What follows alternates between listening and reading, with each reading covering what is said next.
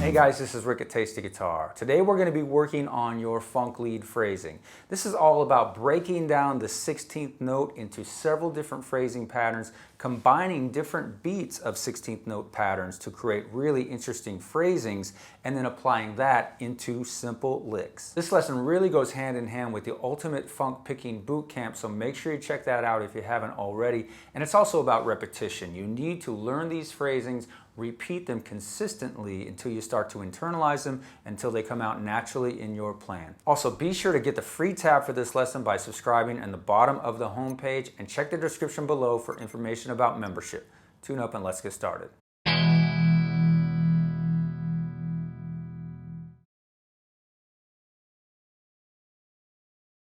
All right, so let's get started here. Now the method basically is going to start with one beat of 16th notes, all in alternate picking, meaning you're going to alternate between down and up strokes. Going to play everything with a metronome. This is at 80 BPM, but you can start slower if you need to.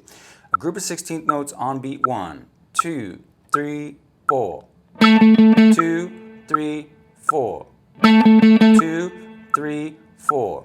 Kind of keep time with your right hand on those rests by just kind of keeping a slight bounce there on the quarter note. 1, 2, 3, 4. 1, 2, 3, 4.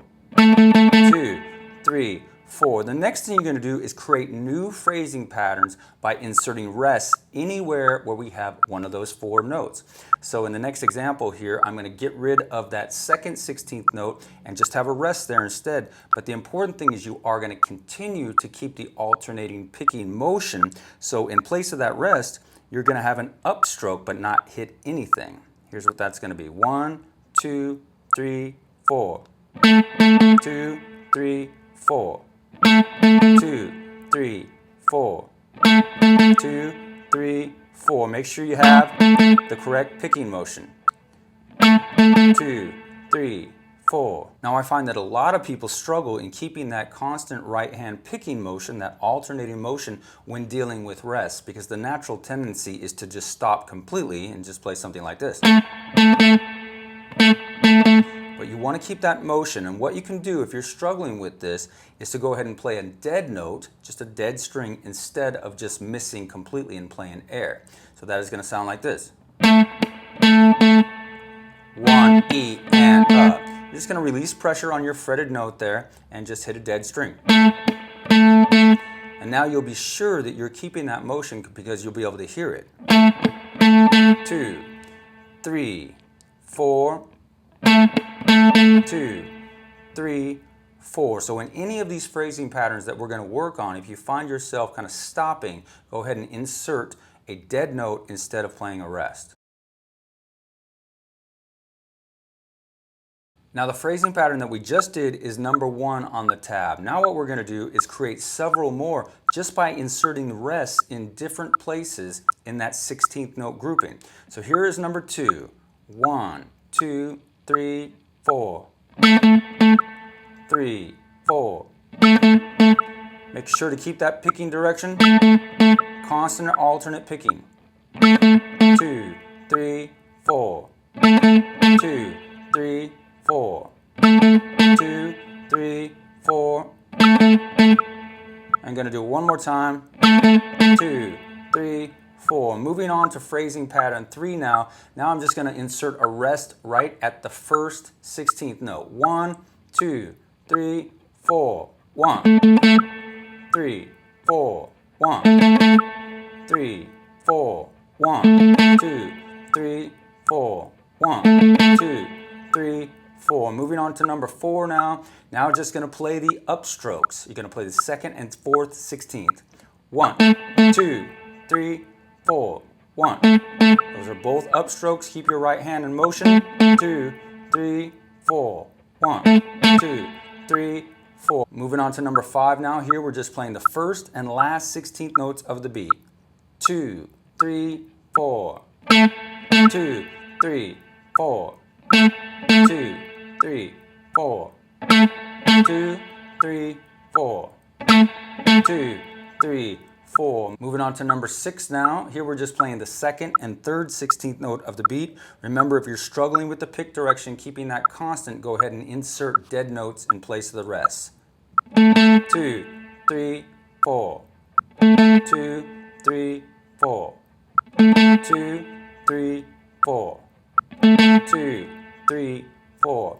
Moving on to number 7, now we're just playing the third and fourth 16th note of the beat. 1, 2, 3, 4. 2, 3, 4. 1, 2, 3, 4. 1, 2, 3, 4.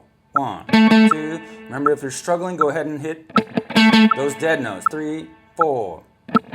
2, 3, 4. 2, 3, 4. 2, 3, 4. Moving on to number 8 now. This is one that a lot of people struggle with. This is just hitting the last 16th note of the beat. It's going to be an upstroke. 1, 2, 3, 4. 1, 2, 3, 4. 1, 2, 3, 4. 1, 2, 3, 4. 1. Go ahead and hit those ghost notes in there. 3, 4.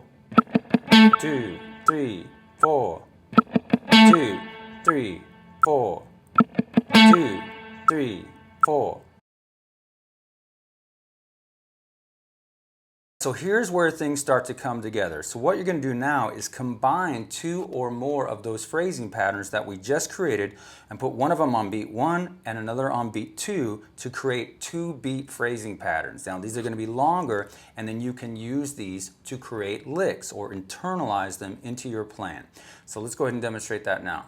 All right, first let's combine phrasing pattern 1, putting that on beat 1, with phrasing pattern number 4, putting that on beat 2. Here's what that's going to sound like. 3, 4.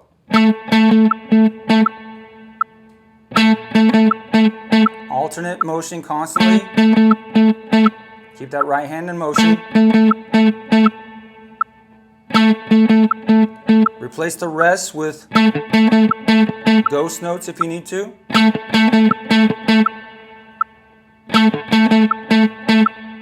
So now what we're going to do is use that combination that we just created and just create a little lick out of it just using the minor pentatonic scale. This shows you how important phrasing is, because all I'm going to do is descend in the A minor pentatonic scale, but it's actually going to start to sound like something because of the phrasing. Again, with the metronome, 3, 4. Same phrasing that we just did.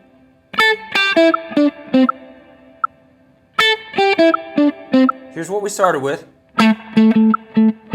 Just taking that phrasing and applying it in lick form. Keeping the same picking motion. That's a really important part of this.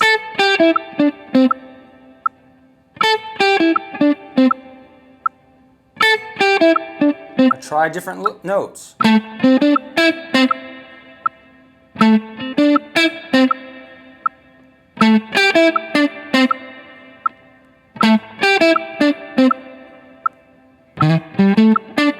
All the same phrasing.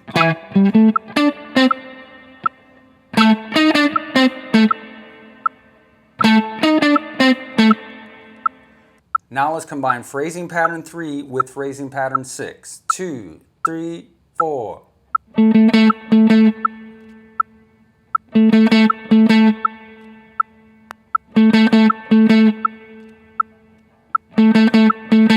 Make a lick out of it.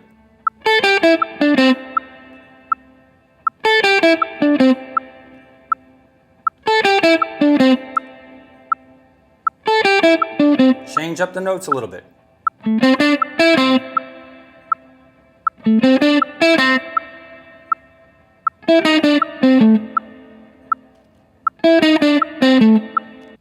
Now let's combine phrasing pattern 8 with phrasing pattern number 2. 3, 4. 1. 1. 1. Make a lick out of it.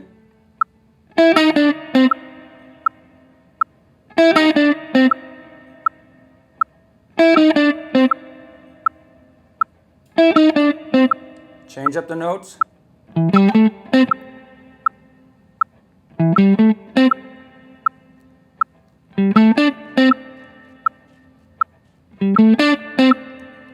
Now let's combine 3 different phrasing patterns. We're going to do number 8, number 2 again, and then add number 6 at the end. 1, 2, 3, 4. 1. 1. 1. 1. Make a lick.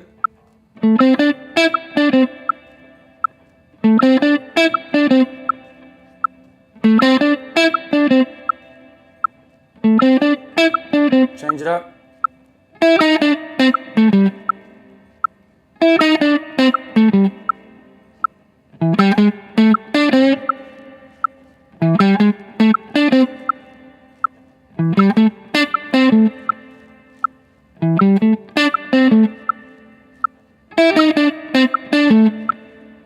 Now, of course, you're not just going to limit yourself to using this with minor pentatonic. Go ahead and practice it in whatever scale that you're working out of. So here is Mixolydian. 1. Same phrasing pattern.